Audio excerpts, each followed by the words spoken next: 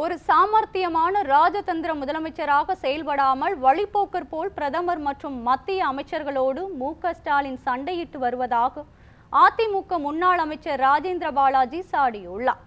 விருதுநகர் மாவட்டம் சிவகாசி அருகே ஆலமரத்துப்பட்டி கிராமத்தில் நடைபெற்ற அதிமுக பூத் கமிட்டி நிர்வாகிகள் நியமனம் குறித்த ஆலோசனை கூட்டத்தில் முன்னாள் அமைச்சர் ராஜேந்திர பாலாஜி பங்கேற்றார். அப்போது நிர்வாகிகள் மத்தியில் உரையாற்றிய அவர், தமிழக மக்களின் நலனில் அக்கறை கொள்ளாமல் மத்திய அரசோடு மோதல் போக்கை கடைபிடிப்பதையே திமுக அரசு வேலையாக வைத்திருப்பதாக விமர்சித்தார். தமிழகத்திற்கு வருகின்ற நன்மைகளை வாங்கி தரக்கூடிய இடத்தில் இருக்கும் திமுக அரசு அதனை சரிவர செய்வதில்லை என்று குற்றம் சாட்டியுள்ளார்.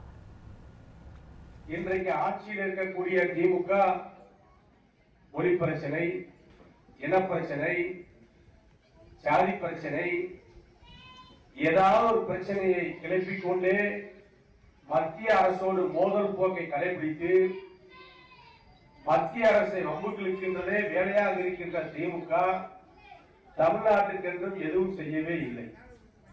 தமிழக மக்களின் நலனில் அக்கறை கொள்ளாமல் மத்தியில் ஆளுகின்ற அரசோடு எந்த நேரமும் மோதல் போக்கை கடைபிடித்து நிதிகளை முறையாக கேட்டு பெறாமல் இன்றைக்கு பல பணிகள் பாதியிலே நிற்கின்றது.